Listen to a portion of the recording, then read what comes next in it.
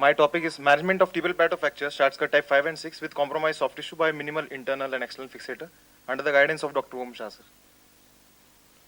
The incidence of complex tibial plateau fractures with compromised soft tissue is increasing due to high velocity trauma in road traffic accidents, especially motorcycle riders. The goals of treatment are to minimize the further injury to the already traumatized soft tissue, reconstruction of the tibial articular surface, restoring the limb alignment, maintaining stable metaphyseal and diaphyseal non-osteoarthritic motion. Stage management, minimally invasive technique, hybrid fixators, and arthroscopic assisted techniques. Two-stage management by initial primary spanning external fixator followed by open reduction has a better soft tissue management, but it is technically difficult to achieve. Requires extensive soft tissue, and patient also requires two plating. Compromises the viability of the overlying soft tissue and devitalizes the underlying bone, resulting in unacceptable soft tissue. Typically, invasive is ideal for high energy tibial plateau, but the facility of arthroscope is not available everywhere, and there was no significant benefit from arthroscope compared with the fluoroscopic reduction. This study was carried out at Dr. S.N. Medical College, Jodhpur, from June 2011 to May 2013. Aim of our study was to evaluate the functional and radiological results, to compare to evaluate complications of this management, results and complications, studies, and to discuss and procedure. This is the patient profile. We had 35 cases, 17 of them grade type, closed fracture issue 6, mean for 1.5 months, and mean age was 34.5 years, 27 males and 8 females. Patient age between 18 to 65 years, tibial plateau fractures, grade 1 to 3B, closed tibial plateau fractures with compromised soft tissue. Example, deep abrasion, excessive contusion, excessive swelling, skin blistering, impending compartment syndrome. Selection of implant, AO type of tubular external fixator rod, a stent pin 4 mm, drill bit 3.2 mm, shank screw 4 mm, universal clamps and rods, and 6.5 mm cannulated cancellous screws with or without washers. All fractures were managed with close reduction and external fixator application and minimal internal fixation with percutaneous 6.5 mm cancellous screws with or without washers for reduction and fixation of condylar parts. The screws were applied perpendicular to the plane of fracture in the subchondral bone just below the articular surface. In special situations, we use a tenaculum externally. One 4 mm Steinmann pin was passed through and through the tibial condyle just below the screw. If required, additional cancellous screws were used in cases where good intercondylar reduction was not achieved. In 19 open fractures, immediate debridement was done. In 16 cases, elevation of depressed fragment was required, which was done with a very small incision with the help of bone lever or curved artery. Percutaneous joystick method was used for Steinmann pin for achieving the intra-articular reduction, over which the guide wire was passed and then the screw was inserted. Then external fixator was applied for metaphyseal stability. In the distal fragment, one Steinmann pin and one shank screw was applied as a part of fixator. The shank screw was placed at least 2 cm below the fracture from the medial side. The Steinmann pin was applied through below the shank screw from the medial side, were inserted through and through, passing on laterally. Before passing the Steinmann pin, we pre-drilled it with 3.2 mm drill bit and then hammered the pin to prevent loosening of the pin. Then the tubular rods were connected and the fixator was uniplanar bilateral AO type in all cases. The screws were applied in the subchondral bone at least 10 mm from the joint line. Elevation of the depressed fracture fragment was made by a small window in the metaphysis, with the bone grafting requiring 6 cases. This is our first preoperative case. Intraop positioning on fracture table and wound condition of the patient. Intraoperative image with the image intensifier. Post-operative post-surgery and post-operative X-ray. Clinical photograph showing the range of motion with the fixator in situ.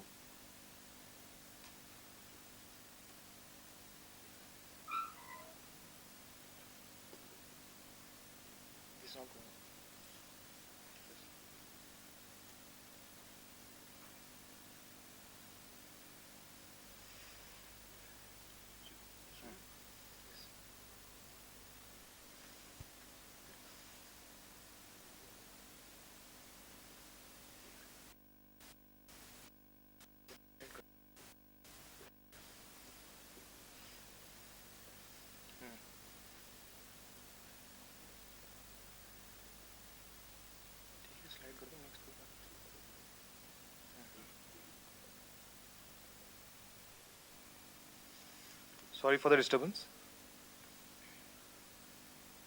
This is the after fixator removal. Second case, preoperative X-ray, post-op X-ray. clinical photograph with fixator in situ, 6 weeks post-operative, after fixator removal, clinical photo after union showing full range of motion. Third case, post-operative X-ray, clinical photograph after union with full range of motion, the condition of the wound. Case 4, pre-op X-ray, intraoperative image, post-operative X-ray, clinical photograph, 2 months post-operative X-ray. Fifth case, after fixator removal, clinical photograph, patient had a wound posteriorly, full range of motion 4 months post-op. Sixth case, post-operative X-ray, clinical photo, after fixator removal. Seventh case, post-operative, photograph with fixator in situ, and after fixator removal. Superficial infection in this case was present. Eighth case, post-operative X-ray, clinical photograph, X-ray after fixator removal. Ninth case, post-operative X-ray, after fixator realignment, after fixator removal, and after union. Protocol, isometric quadricep exercise and toe mobilization was started from first operative day. Active range of motion exercise was started after 3 to 5 days post-operatively in 32 patients, except in 3 patients where the fixator was not rigid enough. Partial weight bearing was started from 10 weeks in C2 type fractures and 12 weeks in C3 type fractures. All patients were followed up and evaluated as per Rasmussen's criteria. Average healing time was 14 weeks. External fixator was removed in the outpatient department after healing, time of which varied from 8 to 16 weeks. The fracture healed in all cases except in one, C3 type fracture, in which there was non-union, which required cancellous bone grafting. This is the radiological system and the results. Functional grading system used for our results. Observations, road traffic accidents, most of the cases. Right side was commonly involved. Pin track infection and superficial infection being the main complications. Mean hospital stay was 5 days. Wound heals completely in all cases. Superficial skin grafting was required in 5. However, compound fractures fared equally as compared to simple fractures in terms of range of motion and radiologically clinical signs of union. This is our study, the number of cases out of 35, showing the radiological criteria, the functional assessment, most of them having occasional pain, normal walking capacity. Clinical signs, most of them have normal extension and we achieve fairly good range of motion. Mean range of motion was 110 degree. No patient had clinically obvious flexion deformity. Final outcome was excellent in 19 cases, good in 13, fair in 2 and poor in 1. The mean radiological functional score was 26 and radiological score 12. Functional results were not parallel to the radiological results. Malunion in 5 cases, whereas malunion occurred due to loss of reduction alignment in fixator. In 1 case, valgus malunion occurred. However, functionally the range of motion was unaffected. Fracture anatomy leading to collapse at the fracture site and poor hold of the pins in the metaphyseal bone were the only main reason for the loss of alignment. There was pin track infection in 5 cases. Comparison with ring fixator. The range of motion achieved after this technique is less due to the most proximal ring causing mechanical obstruction to the terminal range of motion of the knee. And also, as the pin passes through the soft tissue, there is sometimes pain and difficulty in movements. In our series, the knee range of motion was good from the very early postoperative period, and thereby we had a very good range of motion. The incidence of varus malunion increases with external fixator compared to ring fixator. Also, the weight bearing needs to be delayed and the union is slightly delayed. In open reduction and plating, there are complications like non-union, wound dehiscence, infection, stiffness, even after accurate reduction. Due to proximity to the knee joint, there is fear of pyogenic arthritis. Also, there is chance of secondary collapse, which can occur even with a plate in situ and after weight bearing. This can be avoided most of the times with a simple readjustment in an external fixator. In our cases, 6 cases required readjustment of the external fixator. Why a fixator? This study shows that the optimum reduction of articular surface, that is less than 2 mm articular step, leads to stable biological fixation without any further damage to the soft tissue at the fracture site and without periosteal slipping, thus allowing early knee joint mobilization immediately after surgery. Early joint motion is probably the most important factor in promoting cartilage nutrition and healing. A long-term follow-up is still required to come out with a definitive conclusion in this regard. Comparison of our results with others. The mean age group is 34.5 years, mean follow-up is 13.5 months. The mean time to union is less, non-union there is less, and malunion is also comparable. Knee range of motion is good, 110 degrees, better compared to other studies, and pin track infection in 5 cases. Minimal internal and external fixation for management of tibial bladder fractures with compromised soft tissue is more biological, requires less surgical time, less hospital stay, is cost effective, and have minimal complication with good functional outcome. We suggest the use of minimally invasive technique as a fairly reasonable alternative treatment method for a complex tibial bladder fractures, especially resulting from high energy trauma and having bad skin condition in which conventional buttress plating may be contraindicated. Thank you.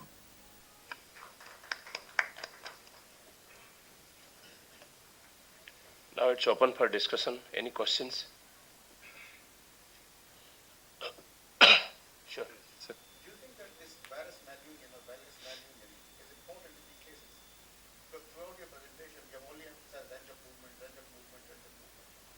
Yes, that is important, sir. Varus and valgus malunion. So you have a significant number of complications of malunion. Yes, sir. We had 5 cases of varus malunion and 1 case of valgus malunion. About 20% malunion. You think acceptable complication?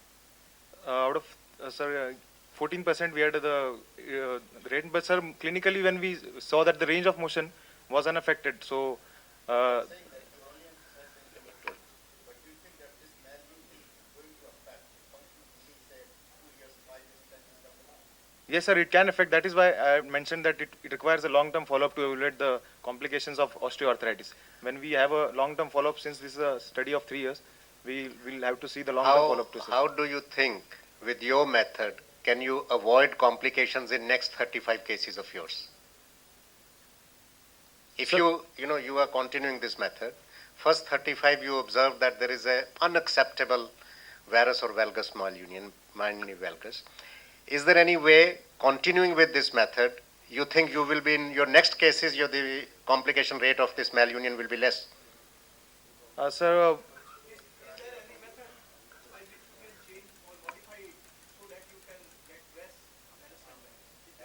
That is the whole idea of auditing your work, that you learn from it and improve. yes, sir. How you think you can improve in this? Sir, we can maybe we can apply the fixator in different planes and try to prevent the varus and valgus malunion. First, initially in this case, what we did, initially we applied only the Steinman pin in the distal half. Okay, to make the fixation a little bit more stable. More Okay, stable. all right. Any other question? Right, next. Thank you. Well, next we invite Dr. Beatrice Chalvan.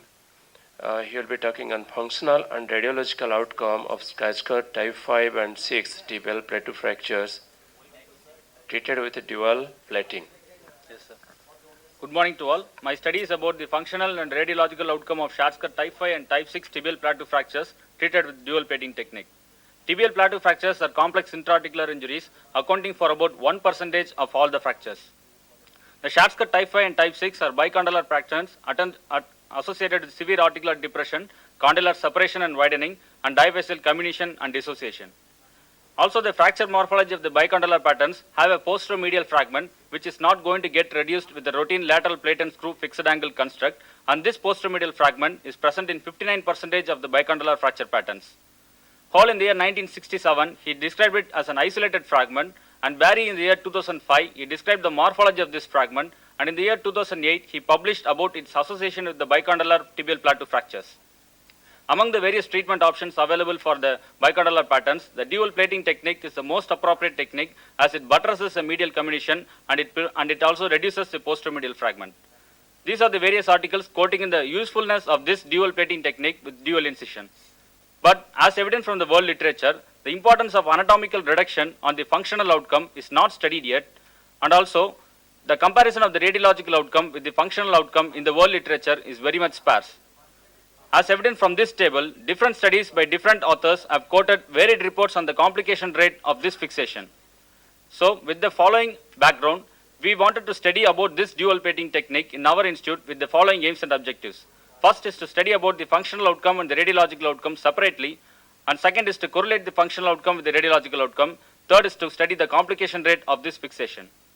Our case series is a consecutive case series of 96 patients from January 2009 to January 2013 with an average duration of follow-up of about 2 years.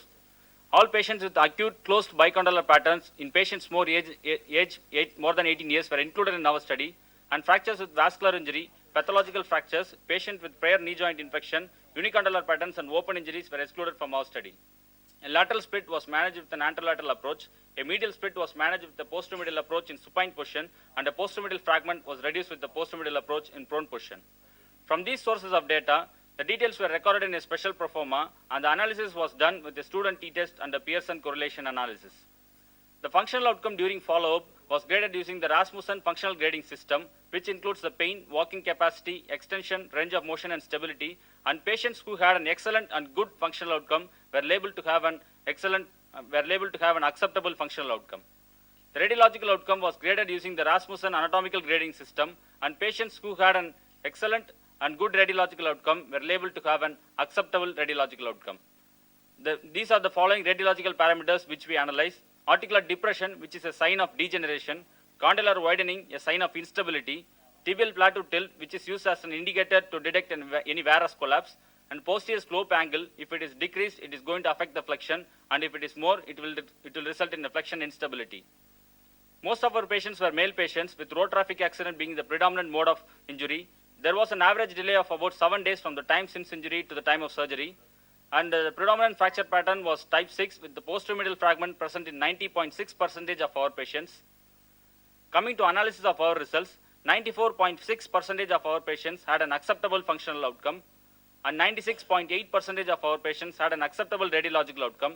This completes the part 1 of our analysis, and the part 2 is to correlate the functional outcome with the radiological outcome, for which we did a Pearson correlation analysis, which revealed that as the radiological score increased, the functional score also increased in a linear fashion. So a linear correlation was found with a Pearson correlation of about 0.238, and this association was found to be statistically much significant. And also on analyzing further, 93 of the patients who had an acceptable radiological outcome, the functional outcome was acceptable in 91 of the patients. On analyzing the 56 patients with an excellent radiological outcome, we found that all those patients who had an excellent radiological outcome need not have an excellent functional outcome, but their functional outcome can vary from a spectrum ranging from excellent, good to fair.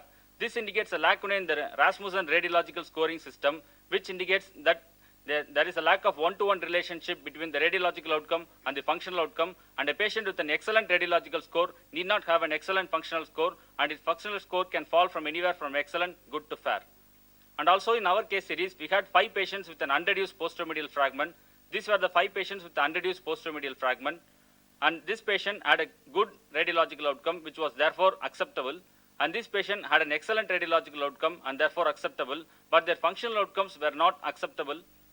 So on analyzing further, 5 unreduced patients with the posteromedial fragment, 3 patients presented with a varus collapse, and therefore it affected their radiological outcome, and their functional outcome was also not acceptable. And about 2 patients had an acceptable radiological outcome, but their functional outcome was not acceptable. And also adding to the previous inference that there is a lack of one-to-one relationship between the radiological outcome and the functional outcome, we devised that a new radiological scoring system incorporating the posteromedial fragment reduction needs to be devised. These were the complications which we faced in our study, the most dreaded complication being the infection, and patients who developed infection had a fewer waiting days to surgery, and this association was found to be statistically much significant, which indicates the importance of waiting for the soft tissue conditions to get amenable for getting operated. And in our case series, we had to wait for about 7 days for the soft tissue condition to settle down so the patient can have a better anatomical reduction and a good functional outcome. And comorbidities had no bearing on the infection rate in our series. These are the clinical examples. This patient had a posteromedial fragment which was not reduced, a condylar widening, a varus collapse, and a medial implant failure as well. And the radiological score was unacceptable, which reflected in the functional outcome, which was also not acceptable. This patient had a radiological score which was good and therefore acceptable, and the functional outcome was excellent, which was also acceptable. This patient had a radiological score which was good and acceptable, and a functional score which was excellent and therefore acceptable. And none of our patients underwent bone grafting, which adds credit to the high healing capacity of these cancellous bone fractures. What makes our study unique is that our case series is a huge case series as compared to the world literature, and the infection rate which we faced are very much less as compared to other studies. So to conclude, anatomical reduction of the posteromedial fragment is very much crucial.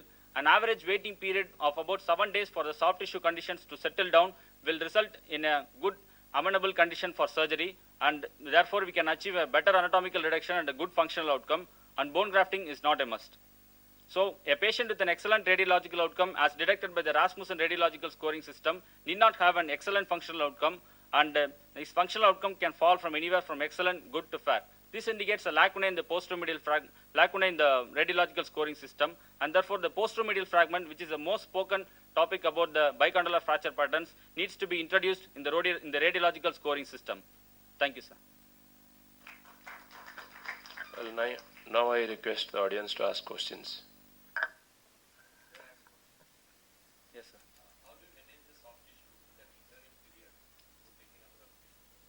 Yes, sir. Yes, sir. If the soft tissue condition is very much, we put him on an external fixator, sir. And the external fixator, during that time, the soft tissue conditions, after that, it improved. After 1 week, we operated on those patients, sir. Yes, sir. Knee spanning, sir. No, sir. No, sir. It was completely spanning the fracture site, sir. Sir, we had an average of about 7 days, sir. It varied from about 1 to 23 days, sir. After 2 days, on average, we operated on the patient, sir.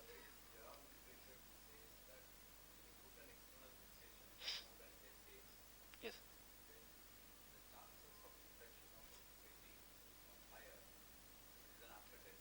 Yes, sir.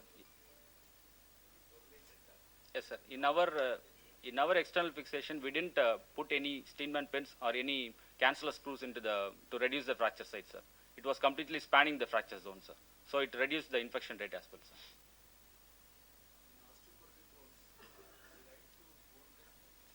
No, sir. In our study, we didn't do any bone grafting for this bicondylar fracture pattern, sir. We left it as such, sir. It heals.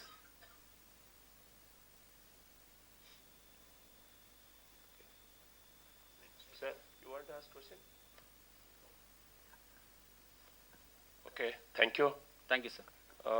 Our next speaker is Dr. Shiv Kumar Ponnuswamy, who will be giving a talk on outcome analysis of displaced intra-articular fractures, calcaneal fractures, a case series. Good morning, everybody. Welcome from Madras Medical College. Our aim of the study is to do the prospective clinical study to analyze the functional, clinical, and radiological outcome in patients having displaced comminuted intra-articular calcaneal fractures. This is a study done in our institute. We have taken 25 cases, and all cases were done open reduction internal fixation using polytail tentacular plates, and the patients were prospectively followed up. We have included cases with the age more than 16 years and bolus angle is less than 20 degree and Gissane angle more than 115 degree and Sanders type 2 and 3 and 4. We excluded cases with fractures more than 4 weeks, Sanders type 1, extra-articular fractures and patients with medical comorbidities. The mean age of the patients at the time of presentation was 32 years and males were predominating, and most of the patients the age group of 36 to 45 years. The history of accidental fall from height predominated our case series, and others were road traffic accident. And 40% of our cases had associated injuries. And we took radiology plain radiograph, AP lateral and Harris views were taken, and AP view, the fracture extension into the calcaneal cuboid joint was seen, and in the axial view, loss of height, increase in width, angulation of the tuberosity fragment, and visualization of the joint surface was seen. And CT scan with the coronal section were taken. Why we need to fix the calcaneal fractures? It is to avoid subtalar arthritis, peroneal impingement, and widen heel. We have used Sanders CT based classification, and according to it, 8 of the patients were type 2, and 11 are type 3, and 6 are type 4. The pre-op bolus angle was measured in all patients, and it was 10 to 20 degree in 18 patients, and less than 10 degree in 7 patients. And posterior subtalar incongruence was found in 22 cases, and calcaneal cuboid damage was found in 10 cases. The presence of one or more of these criteria is an indication for the osteosynthesis. They are posterior subtalar incongruence, peroneal impingement, and calcaneal cuboid damage. We have prepared the patient according to the skin status and edema regression. The edema regression was done by bed rest and elevation, anti-inflammatory drug, and compression bandage. The mean interval was 10 to 20 days, and after appearance of the wrinkle sign only we have taken the cases. The surgical technique is we have put the patient on lateral position, and the approach was extended lateral approach. We have put the skin incision, and flap was elevated, and fracture was reduced. Fixation time. According to the fracture pattern and comminution, we have decided upon the bone graft. Bone grafting was done in 14 cases, and 11 cases was not done. There was difference of opinion in the literature for bone grafting. Palmer was the first one to use bone grafting. The Letournel and Stephenson, they are saying bone graft was not needed, but Lang et al. Says bone grafting was, he used it in all cases. And overall, he didn't use bone grafting. Sanders, Young et al., they are also didn't use bone graft. The post-op protocol is antibiotics for 3 days, then compression bandage, limb elevation for 10 days to reduce edema, and below knee slab for 3 weeks. And after 4 weeks, ankle was mobilized, and patient was non-weight bearing for 3 months, and gradual weight bearing was started according to the union. And suturing was done in 14th day. The patients were regularly followed at a monthly interval for the first 3 months, then 3 months interval. During the follow period, the patients were evaluated. At 3 months, at the end of 3 months, the patient's normal weight bearing is allowed, and immediate post-operative mobilization of anatomically reduced calcaneal fractures correlated with the statistically significant improvement in AFS scores, pain level, and subtalar motion. The radiological assessment, we have looked for radiological union, post-operative bolus angle, calcaneal height and width, and subtalar joint congruency. In our 25 cases, the radiological union was obtained in 24 cases, and 1 cases it went for non-union because of osteomyelitis. None of the patient had post-operative heel valgus or vas deformity. We had an average follow-up of 18 months, and 96 patients had no post-operative collapse of the calcaneal height, and 1 patient had collapse of the calcaneal height. The post-operative bolus angle, it was 20 to 30 degree in 21 cases and 15 to 20 degree in 4 cases. Then we using modified Weber ankle and foot score, the patient were analyzed, and it was excellent in 14, good in 10, and bad in 1 case. The functional assessment was also done. The ankle joint function and subtalar joint function was done. Coming to the complications, we had wound dehiscence in 3 cases, and it was osteomyelitis and implant loosening in 1 case, ankle restriction in 2 cases, and subtalar restriction in 6 cases. This is a case series. This is a 17 years old male. Fixation, then 1 year follow-up. He had a good range of motion. Then another case, 28-year female. 1 year follow-up. Also get good movement. This is another case. The result in our 25 cases, the Sanders type 2, 3, and 4 with the calcaneal tentacle plate with the follow-up of 18 months, 96% of cases has satisfactory result both functionally and radiologically. Then it needs further follow-up to have a long-term results. Coming to the discussion, the extended lateral approach accounts for low incidence of complications. After suitable improvement of the soft tissue stasis, this series recommend to take the case surgery between 14 to 21 days from the time of surgery. The wound dehiscence is the compound complication which can be minimized by cutaneous subcutaneous flap during incision. The prevention of collapse is mainly by the rigid fixation and perfect anatomical plating and delayed weight bearing. Bone grafting is needed for severely comminuted cases. We systematically obtain anatomical reduction, whatever the Sanders type it may be. This reconstruction and subtalar joint congruence essential is for a good result. Postoperative subtalar joint incongruence may lead to early subtalar arthritis, which can be managed with subtalar arthrodesis. In our case series, the Sanders type 2 cases had good result.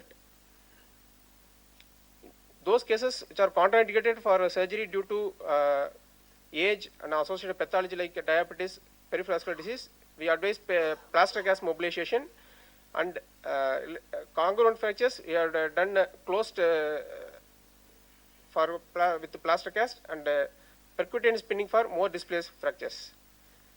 The conclusion is proper preoperative planning, anatomical reduction to achieve subtalar joint congruency, bone grafting in comminuted fractures, early postoperative rehabilitation, and delayed weight bearing will give good result in case of displaced intraarticular comminuted calcaneal fractures. Thank you. Paper is open for discussion.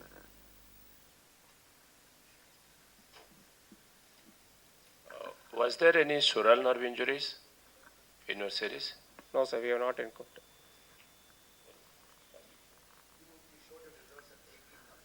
Yes, sir.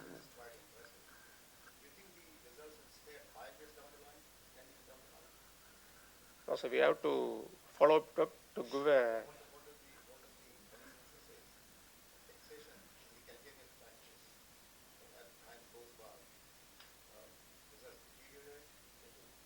Yes, sir. So do you think that it is really justifiable to fix, all sort of calcaneal fractures like that? We need long-term follow-up.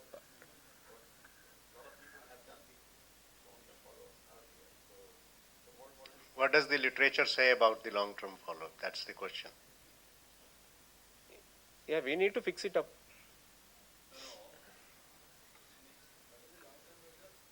Your results you got 18 months. You are yourself agreeing that you don't know what will be the end result at 5 years, 6 years. Yes. So have you looked up the literature to know what has been the complications or long-term follow-up results of these type of fractures that you have chosen?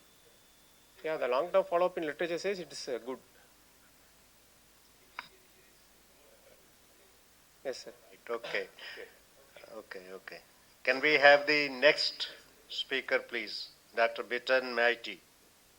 He's going to speak on ulnar lengthening osteotomy in the treatment of Kienbock's disease, a prospective case series.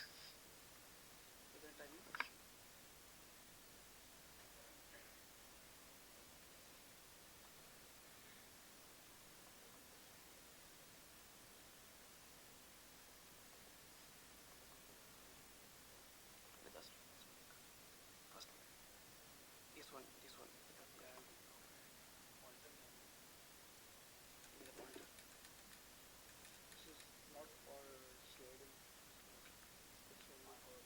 Good morning, everybody. Ulnar lengthening osteotomy in treatment of Kienbock's disease. Kienbock's disease is a vascular necrosis of lunate. It's a painful disorder of the wrist, affects mostly in the age group of 15 to 40 years, in the dominant wrist mostly. The natural history, inadequate blood supply causes progressive sclerosis, and that fragmentation and arthrosis followed. Littman et al. Staging is extensively used for staging of the disease. In stage 1, that is radiologic normal, except there is possibility of either a linear or a compression fracture. In stage 2, there is definite sclerosis but no height change of lunate. In stage 3A and B, there is collapse of the lunate, either with the scaphoid rotation or not. In stage 4, stage 3 plus generalized degenerative change in the corpus. Treatment ranges from plaster cast to arthrodesis depending upon the stage of the disease. The operative treatment options are for early disease, radial shortening, ulnar lengthening, capitohamate fusion, and vascular bundle implantation. And for late disease, 2 options are there only, proximal row carpectomy and wrist arthrodesis ultimately. But lots of controversy exists. No ideal treatment till now which provides an optimum result and hold an upper hand exists. In 1928, Hulton published his classic study showing positive association of negative ulnar variants and Kienbock's disease. But later paper followed which showed negative correlation too. Radial shortening and ulnar lengthening unloads the lunate fossa and redistributes load to the scaphoid in individuals negative ulnar variants. Our study deals with Kienbock's disease patients managed by ulnar lengthening osteotomy. The purpose of our study was to evaluate the functional outcome and disease progression and to compare it with the available literature and other modalities of treatment. Come to materials and method. Patients taken were 8. Study period was between January 2008 to June 2012, it is 4 years. Patients who didn't improve after a conservative treatment and a stage 2 to stage 3B were included in the study. Patients with stage 4 with other systemic diseases were excluded. Preoperative evaluation was done clinically and radiologically by Littman staging. Patients were followed up for 30 months on average. Assessment were done with quick dash score, visual analog scale, and a simple radiograph with epilateral and oblique views. In our study, 2 patients were in stage 2 and 6 were in stage 3B. Come to operative procedure. Patients were positioned supine or lateral. Regional block was used.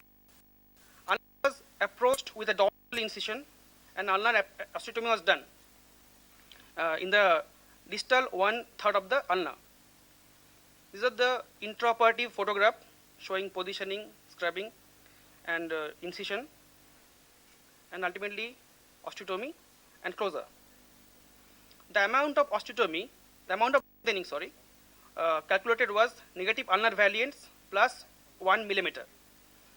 The implant was used, which was 6 LCDCP.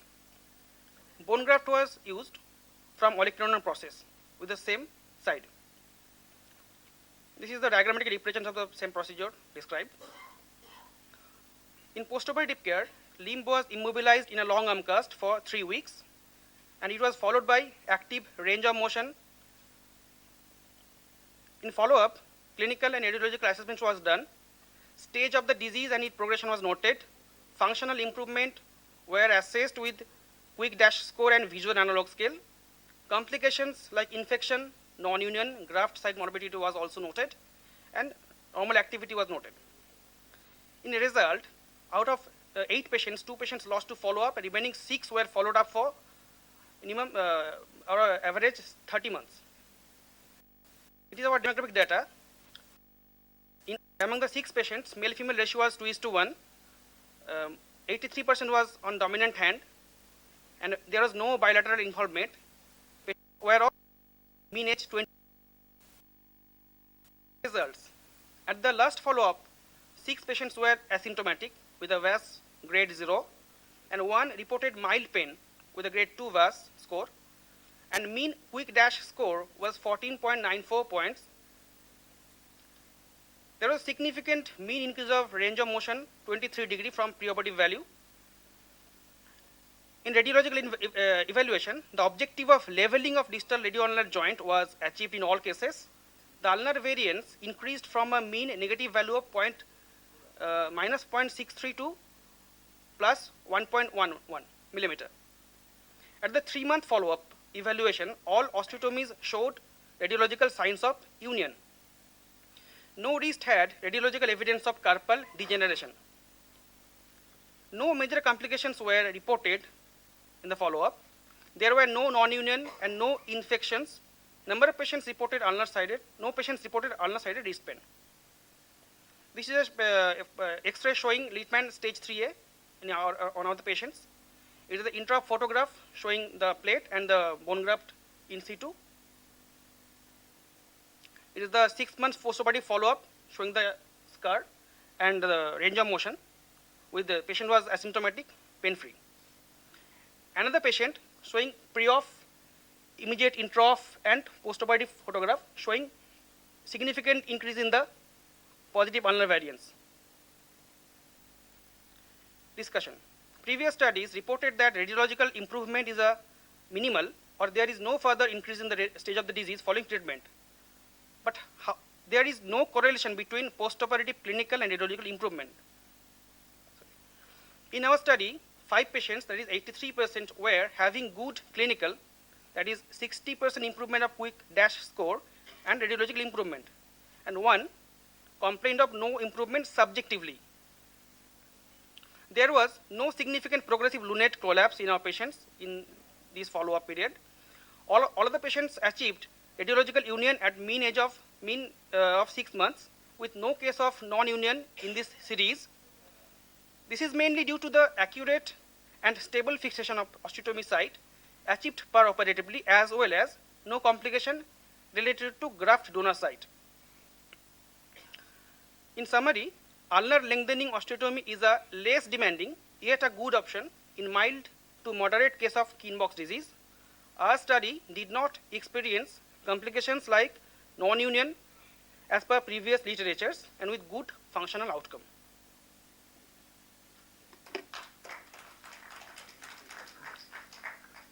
Any questions? Yes, Dr. Arya.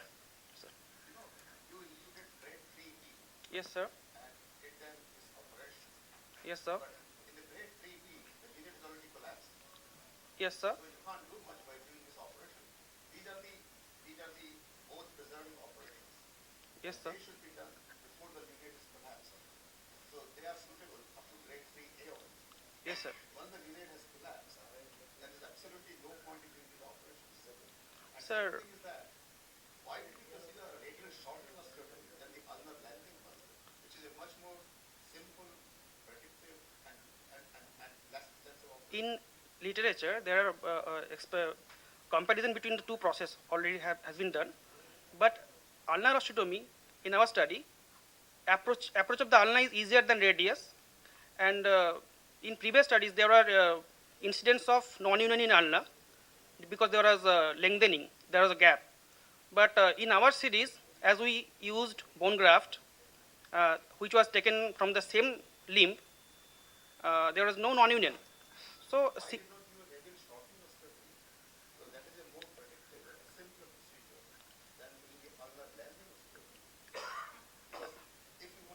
Number one is that I do not agree that in grade 3 and boss, you should do a joint leveling procedures. Joint leveling procedures are only useful before the collapse of the knee. yes, sir. So this is basically a wrong operation. And even if you want to do that, then radial shortening of steroid is much more sensible operation. Ulnar leveling steroid, which has got a much greater number of complications. And number 3 is that, can you just bring your the case number 2, the slide back over here.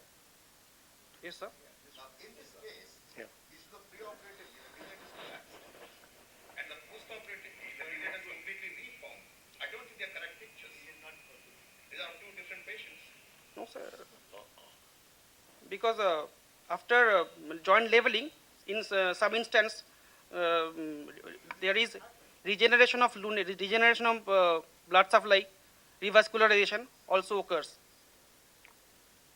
In stage 4, it is totally impossible to do this operation. Anyway, right. Dr. Maiti, before you go, can you please tell us your institution? In your Sir, MKCG credit slide, you have not mentioned anything. Because I was told to not mention that.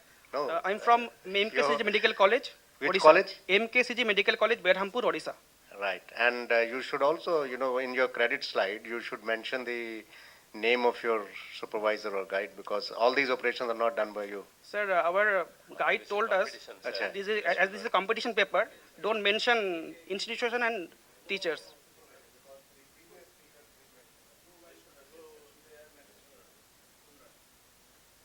Okay. So all right.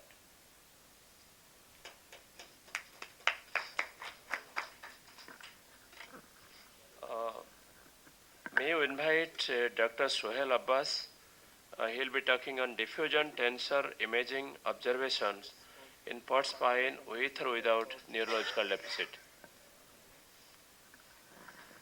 Good morning, everybody. My topic of presentation is diffusion tensor imaging observation in port spine with or without neurological deficit. Neurological complication is the most sinister complication of TBS spine, which is liable to produce neurological deficit in 10 to 30% of cases.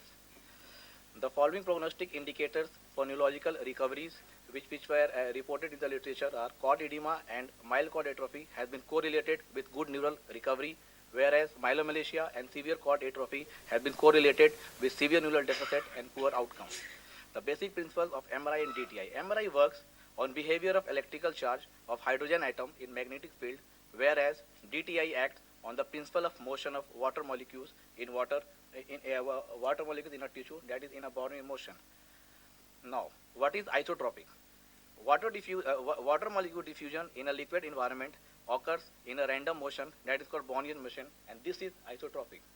Now, when it comes to axon, this movement of water becomes linear and is moved in the same direction as the direction of fiber. Now, in neurons, there is multiple barriers like myelin sheet and cell membrane, which attend the water molecules to diffuse in a linear direction, and this linear direction and this diffusion will be in the direction of fiber, that is anisotropy. Now, in DTI, we use this anisotropy to estimate the axonal organization of brain and spinal cord. Commonly used DTI matrices are fraction anisotropy, which tells about the direction of diffusion, mean diffusibility, which tells about the magnitude of diffusion, whereas tectography is a visual impression of a spinal tract. Now, FA value varies between 0 and 1. In intact neuron, where there is barrier, the FA is closer to 1 and it's become anisotropic. But in damaged neuron, where the barriers are damaged, the FA value decreases and is become closest to 0. Then it's become isotropic, and the reverse occurs for MD. Now, diffusion tensor imaging estimate the water molecule diffusion, hence is more sensitive than MRI to axonal injury. Now, the data on DTI exists for cervical spondylolytic myelopathy, acute spinal cord injury, spinal cord compression, and brain abscesses. Observations and implications in port spine does not exist. Hence, we want to evaluate if DTI could be used as imaging modality for the impending neural deficit or as a prognostic marker for recovery or non-recovery of paraplegia. Our aims of the study was the DTI observation in TBS spine patient without paraplegia, with paraplegia, and severity of paraplegia. We have included or diagnostic proven paradistal lesion patient of age and sex matched. We have excluded all atypical cases and all chronic cases patient and all the cases who are unfit for MRI. Now we have taken 30 patients of both sexes and divided into two groups. Group A patient has 50, group A has without neural deficit patient of 15, of which 10% had canal encroachment and 5 has without canal encroachment. Group B with paraplegia patient of which 9 has severe paraplegia and 6 has mild paraplegic patient. And the pre-treatment DTI was done for both the groups. Now the average FA values and MD values were calculated.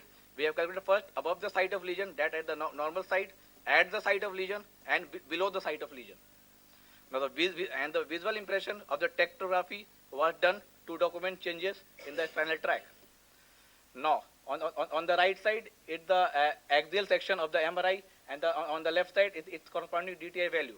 We have calculated FA and ADC, that is MD value, in a SingoFast software of 3 Tesla MRI. The first 3 values are calculated at the above the site of lesion. The next 3 are at the site of lesion, and below 3 are the below the site of lesion. Now coming to the results and observation. The FA values are calculated in group A without neural deficit patient at the control site, at the site of lesion and below the site of lesion. And the mean average FA values above and below the site of lesion was significant and rest were insignificant. Now similarly, FA values were calculated in a canal encroachment patient of 10 patient and without canal encroachment patient of 5 patient. And the difference in the mean average FA values were statistically insignificant. Now we have calculated a similar manner the FA value in a group B patient at control site, at site of lesion and below the site of lesion. And above versus below the site of lesion, at versus below the site of lesion was come to be significant.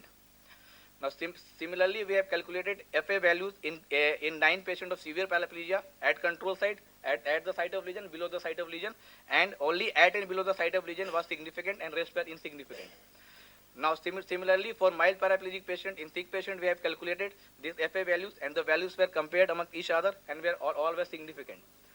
Now similarly, MD values were taken at the same site as for the FA values. But only in group B patient of 9 patients with severe paraplegia, the difference in the mean average FA value above versus at versus below the site of lesion was significant and the rest was insignificant. Now DTI parameters as the control, we have calculated FA MD value at the above the site of lesion and for both the groups, and these groups were matches with the healthy volunteers were in previous literatures. Now come to the tectography. We have done tectography in group A patient without paraplegia.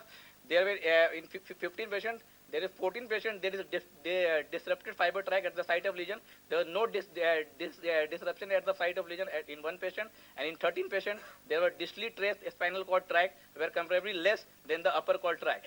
And in 2 patients, there was thickness was same as the upper cord tract and the lower cord tract. Now in group B patient, we have in severe paraplegia of 9 patients, there was in all the patients there was a disrupted fiber tract at the site of lesion, and in 7 patients distally traced spinal cord tract is probably less than the upper cord tract, and there were 2 patients where abrupt cessation of fiber tract below the site of lesion. In mild paraplegia patient, out of 6, 5 has disrupted fiber tract at the site of lesion, and there was no disruption in 1 patient, and in 5 patients there is distally traced thickness were less than the upper tract, and there in 1 patient the thickness was same as the upper cord tract. Hence, it appears that tectography does not appear to correlate well with the clinical grade or severity of paraplegia and has a limited value for the clinician. We are reporting the observations on DTI in spinal tuberculosis for the first time. Now come to the conclusion. A segment above the site of lesion, we observed FA and MD values which were consistent with the normal values reported in the previous literature. They have used normal volunteers. Hence, we concluded that a site above the site of lesion could be taken as a control. In paraplegic patient, FA values did not decrease significantly at site of lesion because of epidural collection. Significant decrease in FA value below the site of lesion was noted most likely as a result of volume degeneration, which was supported by increased MD value. Insignificant changes in FA and MD values were noted in patients who are MR-based cord compression but no clinical neural deficit. FA and MD values could not be differentiated with the various grade of paraplegia. However, a study with bigger data is needed. In come to tectography, the reduction in the tract size does not correlate well with the severity of paraplegia, and absence or presence of paraplegia hence has limited value for the clinician. Thank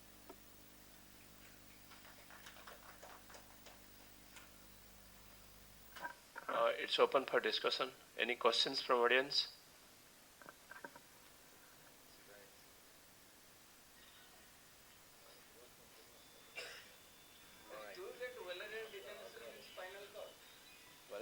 Yes, sir. There is violent degeneration does occur below. Yes, sir.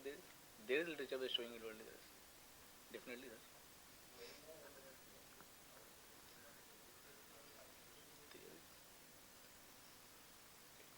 Okay, can we have the next speaker now?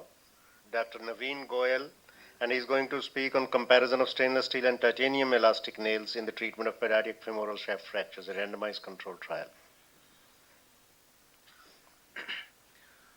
Good afternoon, everybody. I'm myself, Dr. Naveen Goyal, going to present a comparison of randomized control trial with comparison of titanium elastic nailing system versus stainless steel elastic nail in a pediatric femoral shaft fracture. As we all know, the femoral shaft fracture comprises of 1.6 of all pediatric bone injury, and traditionally traction and the casting is the standard treatment of choice for less than 5 years of age, but for more than for age of 6 to 12 years of age, flexible intramedullary nailing is the treatment of choice nowadays. The advantage of flexible intramedullary nailing is that it provides early mobilization. There is no soft tissue dissection, no extensive soft tissue dissection. There is a less chance of physeal injury, and there is less chance of avascular necrosis of femoral head, and it is cost effective also.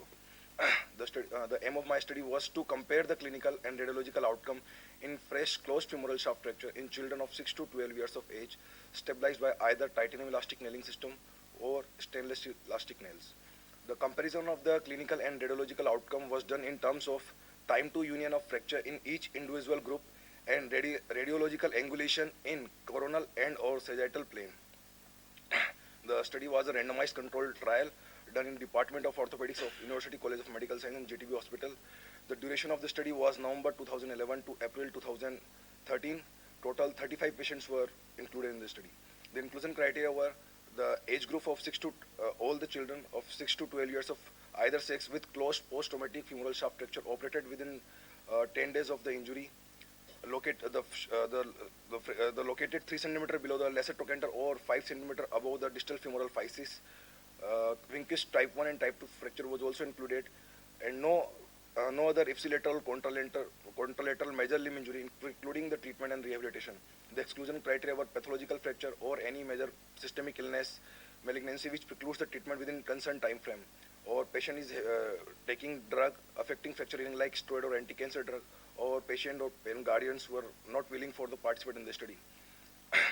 All the patients were enrolled after the written informed consent, and patients were randomized into 2 groups using computer generated software, randomization table. The group 1 includes the underwent intervention in form of flow reduction intervention with titanium elastic nail, and group 2 in form of stainless steel elastic nailing. Under suitable anesthesia and image intense were controlled. Production on fracture table and stabilization was done either titanium or stainless steel elastic nail with the standard surgical techniques. Patients were followed up clinically and radiologically. They were evaluated clinically in immediate post-op period during the course of hospitalization at the time of stitch removal at 2 weeks, then subsequently at 3 weeks, 3, 6, and 12 weeks and 24 weeks. They were also evaluated radiologically by the X-ray of affected extremity in AP and anteroposterior lateral view to assess the union, and angulation at the fracture site was measured in coronal and sagittal plane, and recorded in pre-designed case record form. Total number of patients were included were 35, 18 in group 1, 17 in group 2. Both the group was comparable in the baseline characteristics like age and sex and the fracture criteria. The time achieved for clinical radiological union was approximately 6 weeks in both the groups. But there were no significant difference in the fracture site angulation in both the groups, in sagittal as well as in the coronal plane at 6-month follow-up. The mean angulation in the sagittal and the coronal plane in both the groups were comparable. The strength of the study was prospective. It was a prospective randomized controlled trial, and the limitation was the body mass index of the children were not taken into consideration. The sample size was small, and the duration of the follow-up was small. It is the group 1 showing the anteroposterior view, shaft femur, immediate posterior radiograph, anteroposterior view. At 3 weeks, showing the bridging callus across the fracture site in both the anteroposterior and the lateral view. At 6 months, showing sound union with the medullary canal formation also. It is the good hip and knee range of motion at 6 month follow-up, and there were no limb length discrepancy. In group 2, it is anteroposterior view, immediate posterior radiograph, anteroposterior and lateral view at 6 weeks follow-up, and 6 month follow-up anteroposterior view, and the clinical photograph showing no limb length discrepancy and good hip and knee range of motion. The complication were the prominent hardware, and the most common complication were prominent hardware at nail insertion site. It was mostly a technique related. It was not implant related. The skin breakdown in one patient due to hardware, for which we trimmed the nail and closed the wound.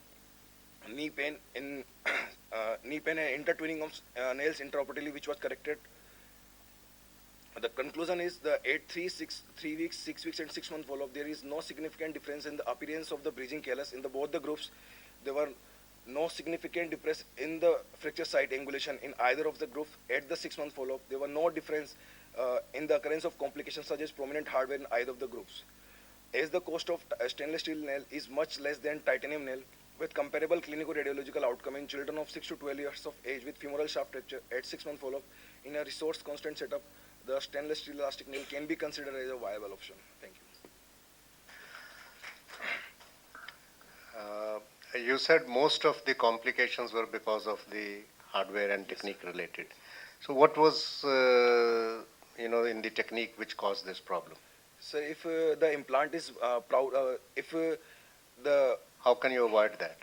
So by the proper, if we are leaving less than 2.5 centimeter nail proud from the bone, then there will be less chance. There was less chance of prominent hardware and knee pain. Or is there anything else in the technique? Then this is very simple. Then this should Yes, not sir. have occurred. Yes, sir. Still, there was significant hardware-related problem in your case. So in 5 patients, there were hardware in 35 patients. Among the 35 patients, only 5 patients were having that problems. Yes, yes, sir. Yes, sir.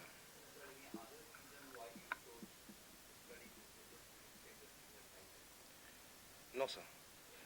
In the literature, sir, there is the report. There is the literature showing the titanium and stainless steel showing a different healing criteria, but with the plate, sir, and less chance of infection with the titanium as compared to the steel. But in an intramedullary nail, for an intramedullary nail, there was no study comparing this.